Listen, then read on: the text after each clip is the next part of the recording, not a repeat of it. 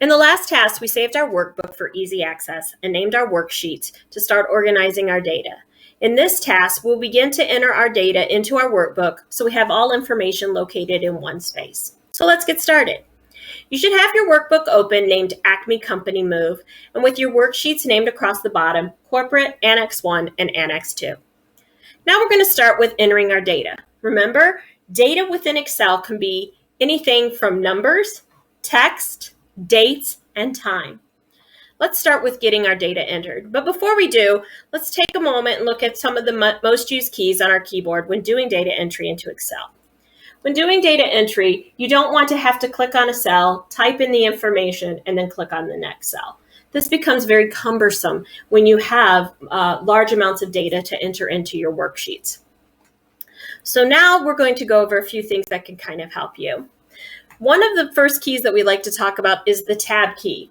The Tab key is located on the left-hand side of your keyboard. Tab allows you to move from one cell immediately to the right of that cell as seen here.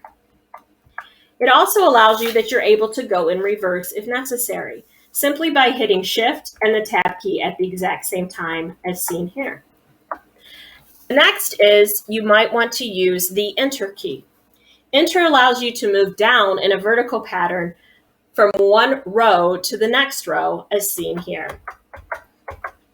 It immediately takes you to the cell in which your cursor is on currently. The next way is you can also go back up using the same Shift and Enter as seen here. And then finally, you have your arrow keys. The arrow keys allows you to move in all directions. So for example, your down arrow key will move you down in the direction from the cell that you're on. Your right arrow key will move you to the right. Your up arrow key will move you up, and your left arrow key will move you to the left. So now that we have some of these shortcut keys that allows you to move about things freely, let's get started with actually entering our data. What I'd like for you to do is click on Annex 2 to make sure we're going to start with that as our data entry point. You'll always know which worksheet you are located on by the green line underneath the name of your worksheet. So in this case, Annex 2 should have this green line underneath it. Click on the worksheet and go to A1. Double click on that so you can start typing. In this cell, what I'd like you to put right now is to type the word name and hit Tab. Next, we're going to do boxes. Hit Tab. Next, we're going to do date of move and hit Tab. And then finally, we're going to type the word cube. What we've done here is created data for our headers. These allow us to know what type of information will be located in that column going down. This allows you to readily identify your information.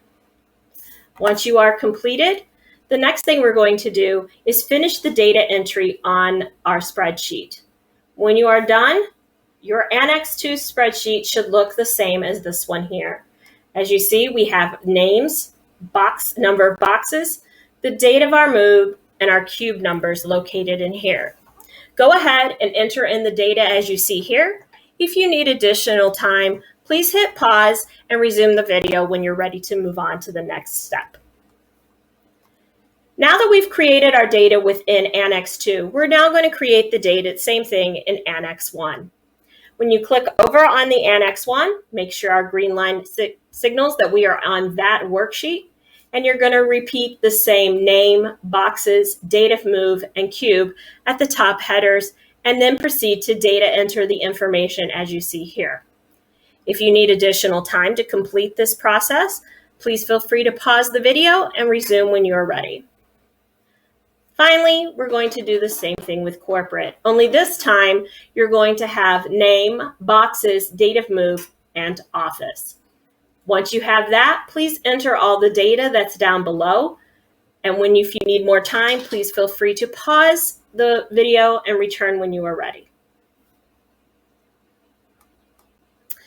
Congratulations! In this task, we created our spreadsheet and used it as a database and started to enter our data for each building included in our move. In the next task, we'll take the data we created use basic formulas to analyze the data and answer questions that we may have.